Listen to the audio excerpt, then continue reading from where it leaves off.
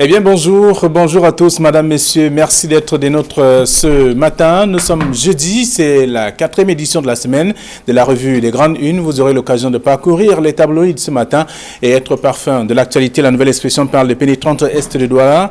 La mise en scène donc de Nganou Messi, c'est le grand titre du journal ce matin. Pour dire qu'entre travaux engagés et simultanément sur les principales voies d'entrée de la ville, l'amateurisme des entreprises chargées des travaux, la visite du ministre des Travaux publics comme un tourisme perdu et bien entendu une décision précipitée du préfet du Vouri avec les voyageurs entre Douala et Yaoundé qui ont donc vécu l'enfer. C'est ce que propose le journal ce matin. Le journal s'intéresse également à la rentrée scolaire. Un enseignant interpelle le Premier ministre, fonctionnaire dans l'extrême nord du Cameroun. Il révèle d'ailleurs à Joseph John Gouté les pratiques qui ruinent d'ailleurs l'école dans cette partie du pays. C'est à lire en page 10 du journal disponible en kiosque ce matin. Opération Impervier Bemengue à Kondengi. L'ex-directeur général de l'agence de régulation des télécommunications a été donc placé en garde à vue par le procureur auprès du tribunal criminel spécial. C'est ce qu'on lit en page 7 du journal. Ce matin, le journal a d'autres informations parlant aussi de l'allaitement maternel. La guerre des idées, c'est aussi un sujet à lire en page 3. Le Messager pour sa part parle de l'opération Impervier Bemengue à Kondengi. Après une nuit au tribunal criminel spécial, l'ancien directeur général de l'arrêté, donc l'agent de régulation des télécommunications, a donc été placé sous mandat de dépôt hier. Et le même journal le dit d'ailleurs en page 3 et parle aussi de l'accaparement des terres, les vérités de la Chine au Cameroun, la mise au point du porte-parole de l'ambassade à découvrir en page 2 du journal. Le journal s'intéresse également à autres faits ou d'actualité que je vous invite à parcourir dans le même journal disponible en kiosque ce matin. C'est donc le quotidien Le Messager. Mutation pour sa part parle donc de médicaments de la rue aux grands mots, certainement les grands remèdes, selon bien sûr le journal Mutation qui parle de le ministre de la Santé publique qui s'engage dans la lutte contre ce fléau. Donc, peut-il réussir là où ses prédécesseurs ont échoué? C'est une grosse question, mais le dossier à lire de la page 8 à la page 9. Ce matin, le même journal parle de plaintes contre des détenus. L'avocat de Olangenawan a écrit donc à Mutation. Également à lire dans le même journal, disponible en kiosque ce 4e jour de la semaine. Et puis Info Matin parle des pénétrantes Est de la ville de Douala. Le scandale des travaux de la Cannes paralyse d'ailleurs le pays. C'est en page 3. Le journal parle aussi de l'opération Impervier avec Bemengue et à Kondengi. Et d'autres informations que je vous invite à lire parlant de la médecine traditionnelle. Un secteur en quête de notoriété. Dans le dossier à lire de la page 5 à la page 7 du journal Info Matin.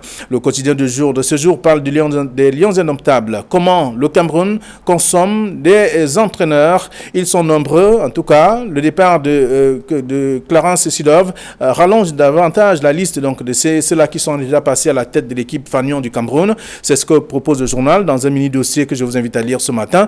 Le journal a d'autres informations aussi. Le Financier d'Afrique s'intéresse donc à l'habitat et parle des prix des logements sociaux hors de portée en zone CEMAC. En tout cas, chaque pays a donc ses prix. C'est ce que le journal propose. Vous aurez l'occasion de parcourir au Cameroun. Ce n'est pas tout au moins le grand problème, comme bien entendu en Guinée équatoriale ou encore au Gabon et peut-être aussi en République centrafricaine. Les informations sont dans le dossier proposé par le journal et on parle aussi donc du commerce extérieur. 16,6 milliards de francs CFA de pertes enregistrées par le Cameroun sur les accords de partenariat économique en 3 ans. Souvenez-vous donc de ces accords qui ont d'ailleurs créé notamment des éclats de voix au sein des spécialistes des finances et de l'économie. Voyez-vous, donc on revient ce matin encore pour parler des difficultés que rencontrent les pays qui ont signé ces accords et notamment le Cameroun qui perd donc beaucoup d'argent en 3 ans. C'est à lire dans le journal disponible. Le journal Cameroun Tribune parle donc de projets d'alimentation en eau potable de Yaoundé. Le satisfait du Premier ministre, lui qui est descendu sur le terrain pour aller voir exactement qu'est-ce qu'il en est et découvrir également qu'il y a donc à Emana Bachenga, qu'il y a bien entendu du travail et ce qui est déjà possible. Donc à terme, des travaux qui se déroulent de ce côté, on aura pratiquement 300 000 mètres cubes d'eau donc et aussi tout ce qu'on peut attendre de cela. Pratiquement, nous sommes à 51% de la production Gabon à ce niveau. C'est à lire dans le journal Cameroun Tribune qui a également d'autres informations parlant notamment de la lutte contre le choléra. Près de 600 000 vaccins donc administrés dans le Nord. C'est dans le journal Cameroun Tribune disponible. Camer Presse pour sa part parle donc d'agro-industrie. Le Cameroun importe donc l'huile du Gabon. C'est à lire dans le journal disponible ce matin. Mini dossier également à découvrir. Le journal s'intéresse aussi à autre chose parlant donc des impôts au Cameroun. C'est dans le journal disponible ce matin. Et puis le quotidien de l'économie parle également des évaluations avec le Cameroun qui réduit ses charmes touristiques en 2020. Il est donc question de revoir qu'est-ce qui n'a pas marché. On attendait des grands rendez-vous, notamment la CAN qui devait se dérouler au Cameroun en 2019, qui n'a pas eu lieu. Il y a eu un glissement. On voudrait bien qu'est-ce qu'il faut encore pour améliorer ce secteur aussi. Ce sont des informations que je vous invite à parcourir dans le journal disponible ce matin. Parlant également du Minipat, des universitaires se prononcent sur l'émergence du Cameroun. Qu'est-ce qu'il faut concrètement pour avoir un Cameroun émergent véritablement? Autant de questions que je vous invite à parcourir dans le journal disponible en kiosque le quotidien de l'économie. Émergence pour terminer, parle donc des ambassades et bien sûr des représentations et consulaires du Cameroun à l'étranger.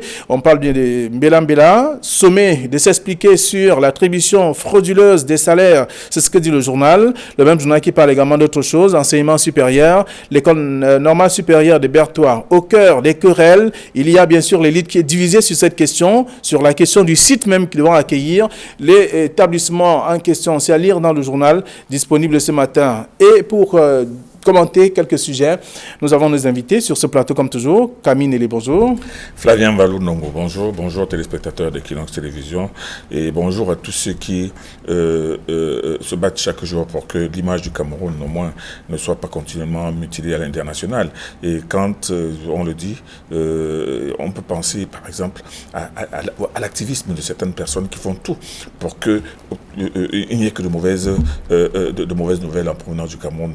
On a lu dans le journal L'Œil du Sahel d'hier que des hommes armés, des policiers armés sont allés perquisitionner nuitamment le domicile de la belle-sœur du petit frère de Marafa Amidou Yahya à la belle-mère, à la recherche d'armes de guerre. Alors vous imaginez, ça a été suffisant pour que certaines personnes se souviennent de cette époque avant l'arrestation du ministre d'État Marafa Amidou Yahya, où des journaux avaient écrit en pleine une que Marafa à la tête d'un bataillon de 6000 coupeurs de route. Et donc beaucoup de personnes se demandent aujourd'hui, avec cette perquisition faite en pleine nuit au domicile de Marafa Amidou Yahya, est-ce que ce ne sont pas des armes qu'on est en train de chercher? Et est-ce que ce n'est pas non plus un procès pour tentative de sédition armée dans ce pays? Autant de choses qui ont certainement poussé le Congrès américain à se pencher sur le cas de Marafa Amidou Yahya, parce que les réseaux sociaux sont inondés depuis hier de cette intervention de certains congressistes du Congrès américain qui hurle haut et fort que Marafa Amidou Yahya est un prisonnier politique, et ce à un moment où le Cameroun se défend d'avoir dans ses prisons d'avoir des détenus politiques. Il y en a qui font tout pour démontrer qu'on peut fabriquer des prisonniers politiques. On se demande donc, est-ce une stratégie pour faire un nouveau procès à Marafa Amidou Yahya avec des armes qu'on rechercherait partout, jusque dans la maison de la belle-mère de son petit frère?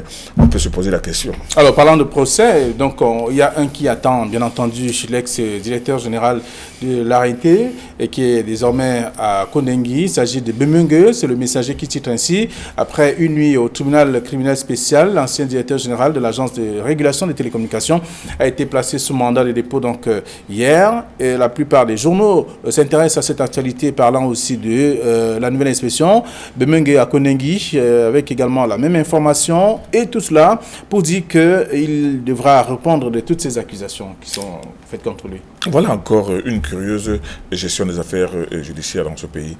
Bemengue est envoyé en prison aujourd'hui 20 ans après avoir été nommé à la tête de l'ART. C'est-à-dire qu'il a été à la tête de l'ART pendant 18 ans. Il a été débarqué il y a, disons, 2 ans. Et c'est 2 ans après qu'on l'envoie en prison. Mais pendant 18 ans, il y a eu chaque année des conseils d'administration où le conseil d'administration lui donnait le quitus sur sa gestion. On ne peut pas dire que le contrôle supérieur de l'État n'avait pas été sensible aux accusations de la presse tout le long, au moins ces 15 dernières années, où on parlait de détournement chaque année au niveau de l'ART. On ne peut pas dire que la Cour des comptes n'ait plus jamais avoir la moindre idée d'aller mettre le nez un peu dans la gestion de cette ART qui était tout le temps pourfendue dans les journaux. Et aujourd'hui, 2 ans après qu'il ait été débarqué, on l'arrête, on l'envoie à Kondengi. Mais alors, cette gestion pendant 18 ans, pourquoi est-ce que pendant 18 ans, on n'a pas réussi à déterminer qu'il avait de l'argent? Et pourquoi avoir attendu 1 an et demi après son démarrage pour ouvrir une procédure et l'envoyer en prison? Il est vrai, depuis l'année dernière, il était sous le coup d'une interdiction de sortie du Cameroun. Mais aujourd'hui, on veut nous donner l'impression que M. Bemengue, on réalise aujourd'hui qu'il a détourné des milliards de francs, il faut l'envoyer en prison. Mais pendant 18 ans, quid de la gestion de 18 ans? Mais on vous dira quand même que l'enquête était en cours pour avoir des preuves justement de ce détournement qui est encore, en tout cas, selon bien sûr la presse qui revient sur ces faits, son interpellation. Il devra quand même répondre de toutes ces accusations. Mais il devra répondre de toutes ces accusations. Moi, je pense que chaque fois qu'on arrête un haut responsable, il faut aussi arrêter tous les membres du conseil d'administration. Parce que tous les membres de ce conseil d'administration, chaque année, donnent des quitus. Il faudrait les arrêter tous. Parce que c'est inacceptable qu'on dise qu'une personne gère une structure pendant 18 ans et un jour on l'arrête, on dit qu'il a détourné des milliards pendant les 18 ans. Et ces personnes qui lui donnaient pas de blanche sur sa gestion pendant une année. Qu'est-ce qu'on a fait? Bonne gestion et tout le reste. Et tous ces articles, tous ces publics reportages qu'on voyait dans certains journaux.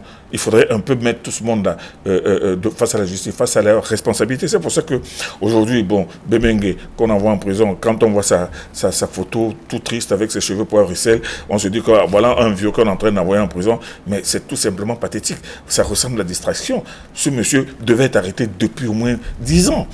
Devait être interpellé sur sa gestion depuis au moins 10 ans. Alors qu'on l'envoie à Koningui aujourd'hui pour des faits remontant à 7, 8, 9, 10, 11 ans, alors qu'il est resté à la tête de cette structure pendant 18 ans, c'est tout de même assez curieux et ça démontre tout simplement la désinvolture qu'il y a dans la gestion des enquêtes judiciaires et même surtout sur le regard que devrait normalement porter l'État sur les gestionnaires de la fortune publique. Très bien. Alors, la presse qui revient ce matin propose, en tout cas, comme d'ailleurs le Messager, titre Bemengue à Koningui, en parlant notamment de cette première nuit qu'il a passée au tribunal criminel spécial, et la toute première également passée à Koningui. Et là, le journal La Nouvelle Expression également traite de ce sujet, et tout comme bien d'autres journaux aussi ce matin. Voyez-vous, il y a des précisions quand même. Oui, je voulais dire que dans l'article du Messager, par exemple, l'auteur de l'article du Messager nous annonce même le biais aller simple pour Koningui, pour certains autres hauts responsables, anciens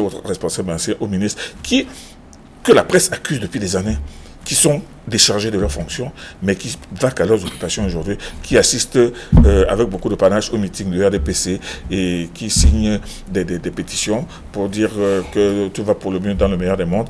Mais dans le Messager, on trouve un certain nombre de personnes qui sont elles aussi indexées depuis des années, mais qui sont encore en liberté. Maintenant, quand cet article annonce que bientôt, toutes ces personnes vont faire partie de la prochaine charrette, il y en a qui commencent déjà à se lécher les babines. Et voilà, donc c'est le sujet.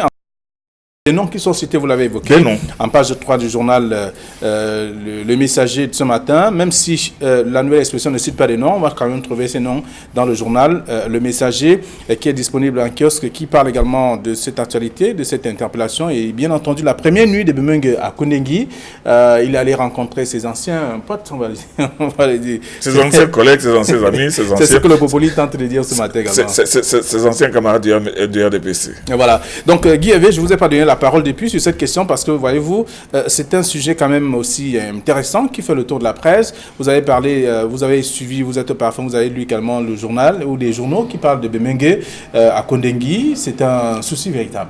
Non, ce n'est pas un souci, c'était prévisible. La presse avait longtemps annoncé son arrestation et donc on n'est pas surpris de son interpellation aujourd'hui. Vous savez, la presse est, au moins pour ce coup-là, est restée dans son rôle de sentinelle et de veille d'interpellation.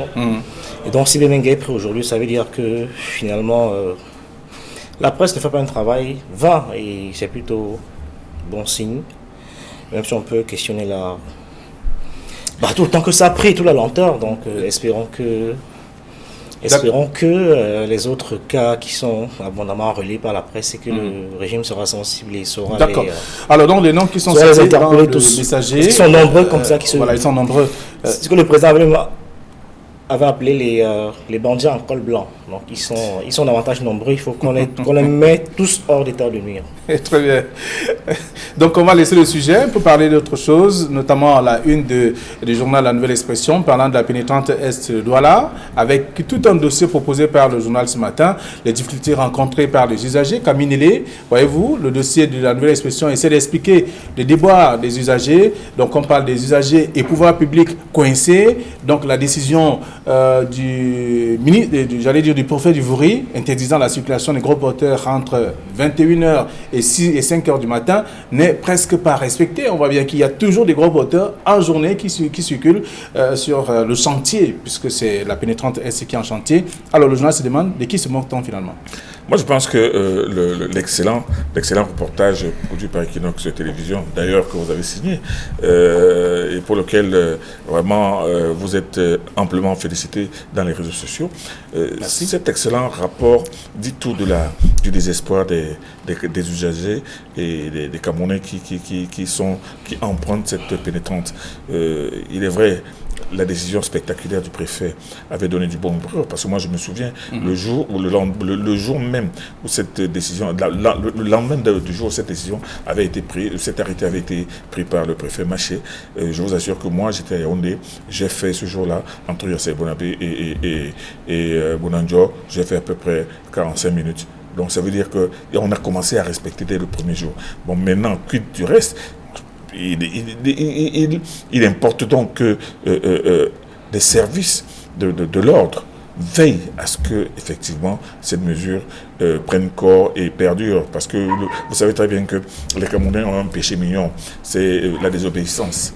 La désobéissance civique et surtout le fait de toujours n'en faire qu'à leur tête. On ne peut pas dire que cet arrêté du préfet du Vouri soit un arrêté juste de circonstances ou comme de forme, peut-être. Non, de forme, non. Moi, je pense qu'il va être respecté, il va permettre effectivement, il va permettre que le calvaire des gens baisse un peu, mais toujours est-il que... Donc, il faut également inviter les usagers à respecter cette décision. Absolument. Donc, pour que la fluidité soit aussi... C'est pour ça que je parle de cette désobéissance civile et civique qui est congénitale chez les Camerounais. C'est-à-dire qu'on leur interdit quelque chose, mais ils sont toujours en train de vouloir contourner, d'essayer de faire le petit malin pour essayer de passer. Alors qu'en réalité, en suivant une instruction qui a été donnée pour tout le monde, c'est pour le bien de tous. Alors, c'est pas que La Nouvelle Expression, en tout cas, qui évoque le sujet ce matin. Il y a également Info Matin qui parle de ce scandale des travaux de la CAN qui paralyse aussi le pays.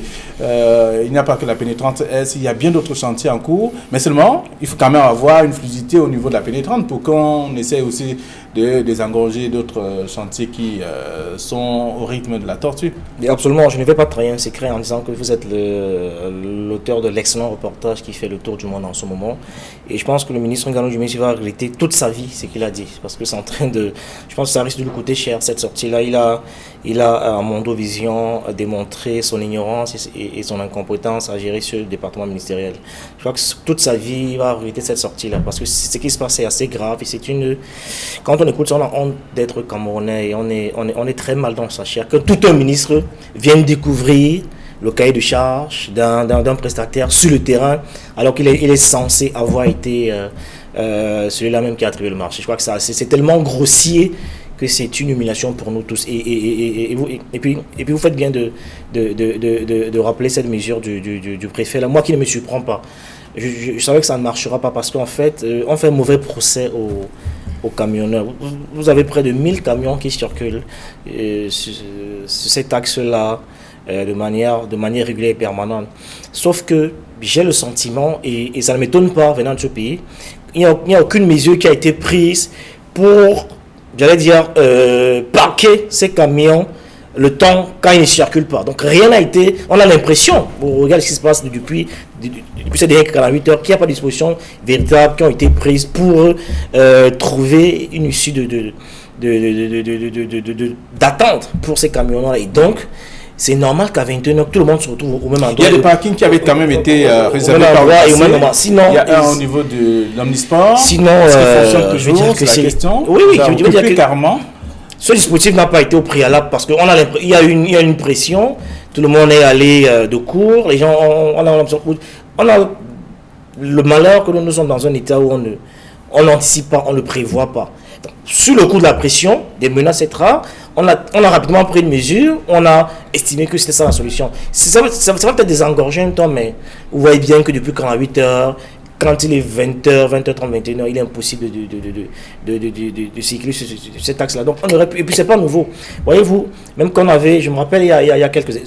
D'ailleurs, sur le même axe, on avait cassé les gens en bord de la route, en faisant croire qu'on devait engager les travaux qui n'ont jamais été engagés, sauf que au fil du temps, les gens sont revenus s'installer là-bas parce que rien ne se passait. Et donc, c'est vrai que c'est dans l'ADN. Et un roi du vide. Dans le roi du vide. Donc, c'est dans l'ADN de notre administration de toujours gérer les choses comme ça à l'emporte-pièce et d'improviser régulièrement. Et donc, j'espère que cette nouvelle crise, parce qu'on a résolu un problème en créant un autre. Donc, donc j'espère que cette nouvelle crise, les gens vont se rasseoir et quand vous regardez comment ça se passe, vous avez l'impression que le délégué la communauté urbaine de Douala, le ministère des Travaux publics, il n'y a aucune synchronisation. Chacun fait le travail de son côté et on se retrouve sur le terrain, on est tous surpris. Quand vous écoutez le type de remarques déjà que le magistrat que le ministre faisait, puisqu'il a demandé le délégué du gouvernement, il a guetté à gauche à droite. Chacun travaille de son côté, ça ne fait pas sérieux, ça ne nous honore pas.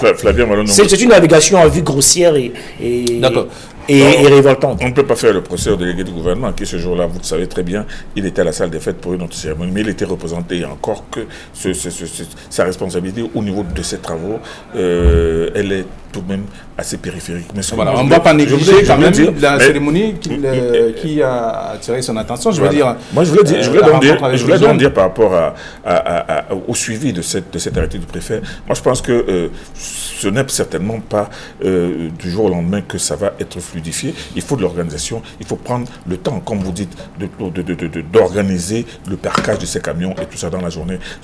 Et puis, vous savez. On devrait commencer par ça. C'est pas après qu'on pense à ça. Non, il fallait d'abord on y pense avant, pas après. Non, il fallait d'abord une mesure d'urgence. Et cette mesure d'urgence a été respectée au moins pendant 24 heures. Bon, maintenant, pour le respect, c'est une question d'organisation. Ça devait forcément arriver, on le savait. Une question de coordination. Je pense que pour le comprendre, ça devait arriver. À ce niveau-là, ce sont toutes des forces qui vont être mises à contribution pour non seulement réguler la circulation pendant toute la journée, et même pendant une bonne partie de la journée. Non, mais Camille, vous parlez comme le ministre des Travaux publics. Non. Ce sont des choses qui vont... Mais la décision n'est pas tombée du ciel. Il y a quand même une réflexion avant de prendre cette décision. Ça veut dire qu'on a prévu que si on commence, on dit, bon, les camions vont rouler de 21h à 5h du matin, il y a des dispositions qui vont être prises pour que tout soit respecté. Et si vous dites qu'on va commencer encore... Non, je ne dis pas qu'on va commencer. Je dis que l'arrêté est sorti, les dispositions ont été prises. Et les dispositions sont en train d'être mises en marche. Ça ne va peut-être pas marcher du jour au lendemain, mais c'est en train de marcher tout de même. Et on ne peut pas dire que ça ne marchera pas. Mais en même temps, la loi contre l'apartheid était une loi légale, mais elle était mauvaise. Il y a une mauvaise loi. La souffrance sur cette voie, c'est les usagers et les pouvoirs publics. Absolument. En tout cas, c'est ce que le journal propose. C'est nous tous. Donc, c'est un dossier que je vous invite à lire dans la Nouvelle Expression. Et également, Info Matin, de ce matin, qui s'intéresse donc à ce cas, tout en rappelant quand même que tout cela coince ou alors empêche le développement ou la continuité des chantiers qui sont en cours dans plusieurs parties de la ville de Douala, tout comme à Yaoundé. Donc, c'est ce qu'on peut découvrir dans le journal. On parle aussi de l'enseignant, la rentrée scolaire dans la Nouvelle Expression. Un enseignant qui interpelle le Premier ministre. Il est enseignant, il est fonctionnaire à l'extrême nord. Il dit qu'il connaît, en tout cas, il y a trop de problèmes. D'abord, des problèmes d'insécurité. Et en plus, les élèves qui ne vont pas à l'école parce que les parents ne sont presque plus intéressés à cause justement de ces atrocités de Boko Haram. Et l'enseignant est dans son rôle parce que, voyez-vous, c'est un drame qui vit l'extrême nord, tout comme le drame qui est vécu par les élèves du nord-ouest et du sud-ouest. Sauf que là-bas, au moins, je vais dire que les parents et les enfants subissent ce drame de Boko Haram et parfois sont obligés d'observer ça de manière impuissante. Et donc, je pense je crois que c'est sur le perron de l'Élysée que le président avait déclaré la guerre contre Boko Haram. Jusqu'à présent, l'ennemi est encore dans la maison. On ne l'a pas totalement neutralisé, et puis les élèves vivent le martyre là-bas. Donc il est de bon ton, il est plus qu'urgent. Et j'espère que cette lettre de l'ancien ne tombera pas dans les oreilles de sourds, que le ministre saura prendre ses responsabilités. On est à 3 semaines de la rentrée. Les enfants veulent aller à l'école, tout comme les enfants du sud-est et du nord-ouest, qui, à la différence de ceux-là, sont pris en otage par un groupuscule d'individus qui les terrorisent et qui les empêchent d'aller à l'école, même s'ils ont même s'ils ont parfois toute la volonté de le faire. Et donc voilà deux fronts, deux patates chaudes pour le gouvernement. J'ose croire que dans les 3 semaines, espérons un miracle, qui trouveront une solution à ça, que le droit à l'éducation, qui est un droit fondamental, sera respecté, que le gouvernement fera tout ce qu'il faut pour remplir cette mission régalienne-là et permettre aux enfants d'aller à l'école. Et n'oublions pas que le Grand Nord en général, c'est une des populations les plus nombreuses qui existent. Donc les enjeux sont énormes, voyez-vous. Dans quelques mois, on parlera des élections municipales et législatives, et c'est là-bas qu'il y a l'essentiel des électeurs et des votants. Donc si les parents se sentent autant abandonnés, ça peut rejaillir sur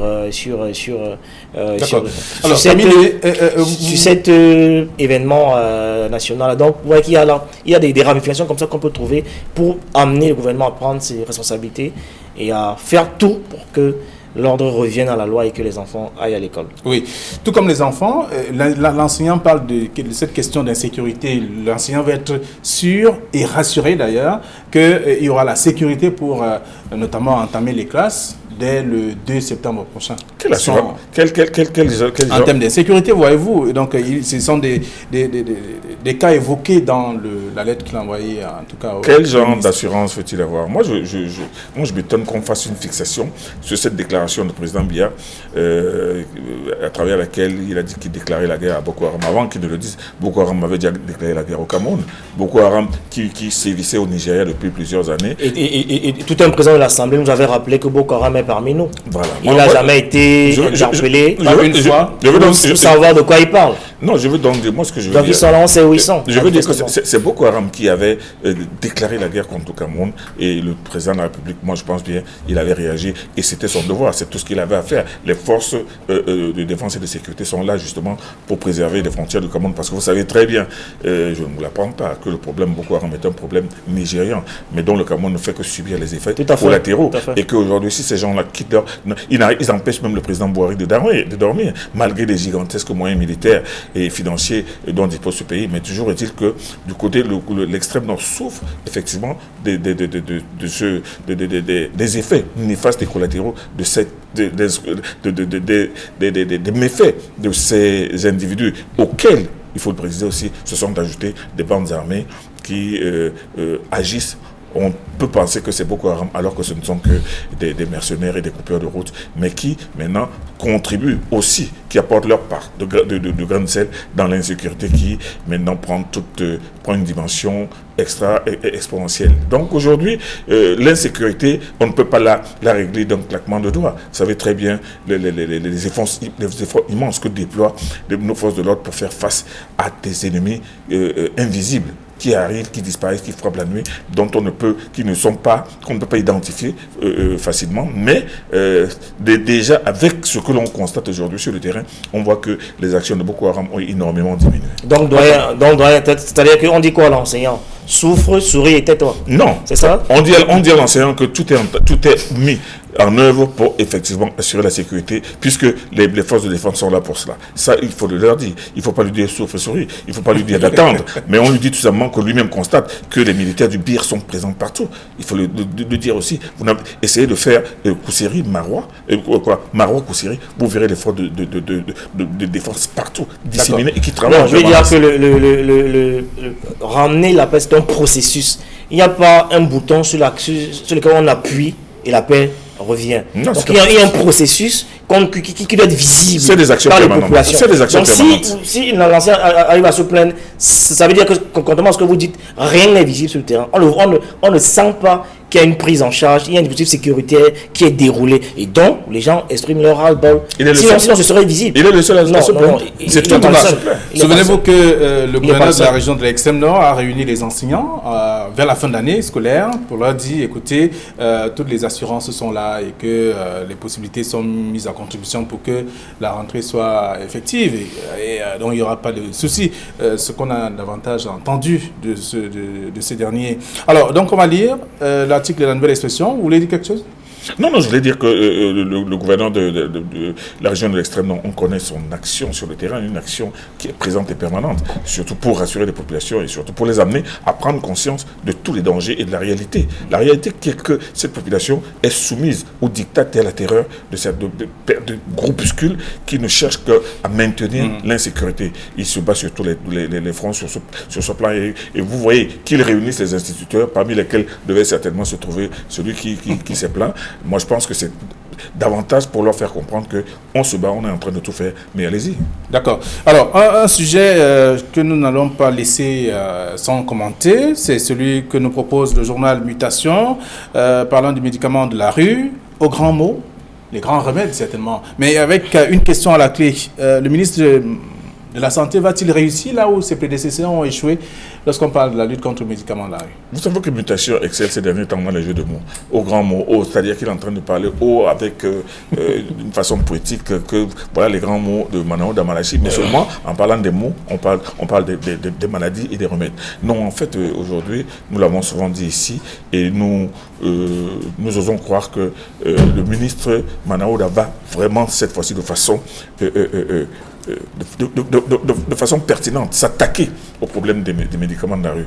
Parce que autant Mutation se pose des questions, autant un autre journal lui affirme qu'il ne va pas réussir, il va échouer comme tous ses prédécesseurs. Malheureusement, le problème des médicaments de la rue est un problème extrêmement grave que l'ordre des pharmaciens n'a jamais pu résoudre, qu'aucun ministre de la Santé n'a jamais pu résoudre. Pourtant, est-ce que les gens peuvent imaginer combien de personnes meurent justement chaque année, chaque jour, à cause de la consommation de ces médicaments qui ne sont pas, comme on veut nous faire croire, des médicaments livrés par les pharmaciens. Parce que là-dedans, dans ces médicaments que l'on trouve dans la rue, il y a des médicaments contrefaits. Il y a des médicaments, des faux médicaments. C'est-à-dire que c'est de l'eau qu'il y a. Et il y a aussi des médicaments périmés. Parce qu'on ne dise pas seulement des faux médicaments. Les médicaments ne se conservent pas dans la rue. Absolument. Donc il y a un certain système qui est mis en place pour la conservation des médicaments. Alors nous sortons de l'émission. Oui, on va sortir pour dire que le ministre Malachi, il fait le show. C'est très camerounais. Je veux dire que cette théâtralisation des manières de faire et d'agir, on est un peu habitué à ça, sauf que ça ne règle pas le problème de fond. Il dire que ceux qui vendent les médicaments dans la rue, en général, ils ont presque les mêmes sources d'approvisionnement. Le seul voilà, un des reproches phares qu'on pourrait le faire, c'est la conservation. Mais en réalité, c'est les mêmes firmes qui livrent dans la rue, vous les voyez vendre tous les jours. Et puis, le problème qu'il faut attaquer de fond, c'est l'accessibilité du médicament. Je veux dire que le mec, le parent qui va dans la rue acheter le médicament, ou qu'il a les moyens d'aller en pharmacie et il ne le fait pas. Donc il y a cette chose qu'il faut régler. Et parfois, maintenant, il faut qu'on règle le problème à la racine, c'est-à-dire rendre le médicament de qualité accessible en ayant, je veux dire que pourquoi pas les pharmacies un peu partout. C'est pour ça qu'il y a des génériques dans les pharmacies. Vous avez des génériques, sauf que vous avez des gens, vous êtes obligé de parfois 15-20 km pour trouver une pharmacie. Par contre, on pourrait trouver une solution plus simple, c'est-à-dire que ces gens, on sait qu'ils les approvisionnent, quitte à leur donner, à organiser l'activité, à permettre à ce qu'ils puissent conserver leurs médicaments. Parce que, contrairement à ce qu'on dit, ils sauvent aussi beaucoup de gens. Hein. D'accord. Merci à vous, cher ami. On peut encadrer. Ils en tuent aussi beaucoup. Merci. On peut encadrer, donner les moyens de conserver les médicaments qui vont aux populations. C'est aussi de ça qu'il s'agit. Merci à vous. Merci également à ceux qui ont suivi cette autre édition, en tout cas de la revue des Grandes Unes. Demain, ce sera la dernière de la semaine. Vous aurez l'occasion, une fois de plus, d'être au parfum de l'actualité grâce aux commentaires et analyses de nos invités. Bonne journée et à demain.